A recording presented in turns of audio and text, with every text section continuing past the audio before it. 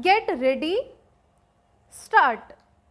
Sir, the Honorable Finance Minister has told us why he has thought fit to bring these finance bills in the middle of the year. The plan contemplated a tax of about rupees 400 crores, and now that the finance minister does not want to take recourse to deficit financing, naturally the tax has got to be increased, and it now comes to about rupees 1300 crores.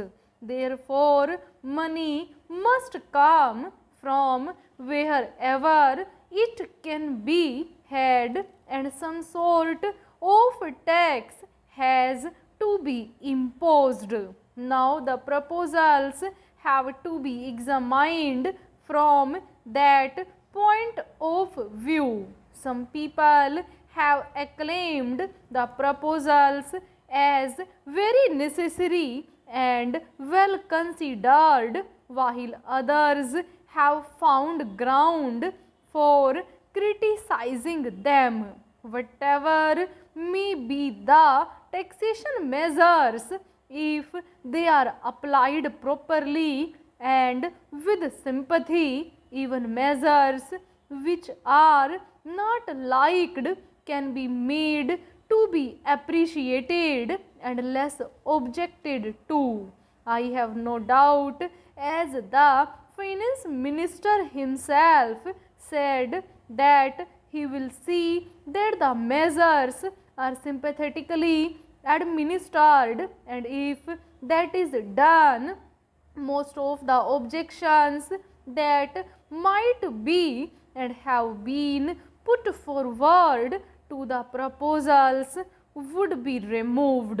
As you may remember, when the 5-year plan was discussed in this house and in the other house, some of the members felt that perhaps a very optimistic view might have been taken of the resources that may be available for carrying out the 5-year plan. Even now, people feel that the plan has got to be implemented, and a lot depends on the implementation of the plan. But the question is, have we taken note correctly of the resources that are available, and have we not overestimated and taken rather an optimistic view? But implementation of the plan will not be very much affected if instead of 5 years, a few more months are taken to implement it.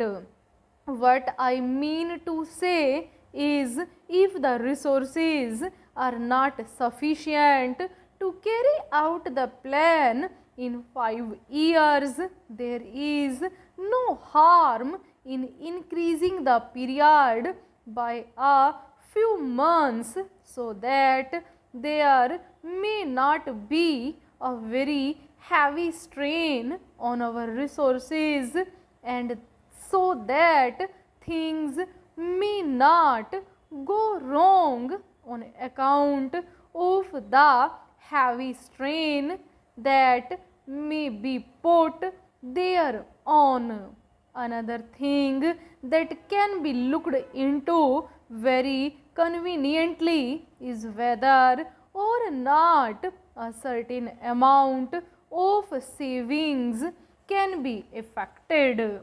So far as the proposals in the two bills are concerned, I have one or two suggestions to make. One is as regards the capital gains tax. Most of the exemptions that were in the previous act have been removed, but I feel that so far as capital gains in respect of compulsory acquisition by government is concerned, that should still continue to be exempted. When a person sells his capital asset and makes a gain which is called unearned profit, he may be taxed, and perhaps he will have no justification in raising any objection. But when a property is acquired which he does not want to sell, but which is acquired under compulsion at the instance of the government for the use of the government, in the case of such a compulsory acquisition, there is no real justification for making the man pay capital gains tax also, especially when he never wanted to part with his property, and in fact he objected thereto, but had to part with it because the authorities wanted him to do that.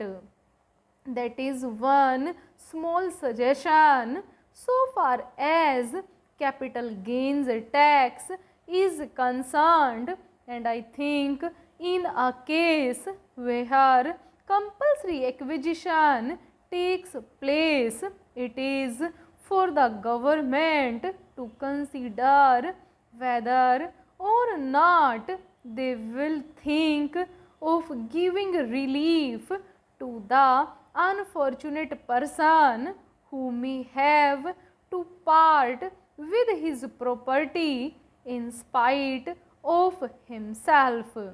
Another suggestion that I have to make is that so far as compulsory deposit is concerned, the people who are conservative and who have put in careful and prudent management and have built up resources generally use them for the purpose of increasing the volume of business and stabilizing the position of the company.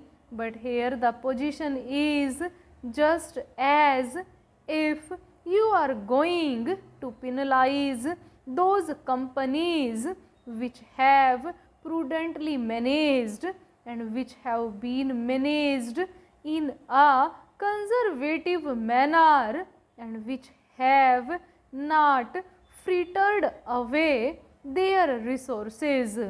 Some consideration should be shown to such companies that have built up resources and have utilized them in expanding their business, so that they may not be called upon to put in these compulsory deposits. Otherwise, wasteful expenditure will be encouraged, and the management which have not been taking proper care for conserving their resources will get a premium. Then my friend said that equity shares had increased in value to the extent of 150 times depending on the number of years. Here the dividend that is going to be taxed is on the basis of the paid up capital, which does not take into account the reserves built up over a number of years. Full stop.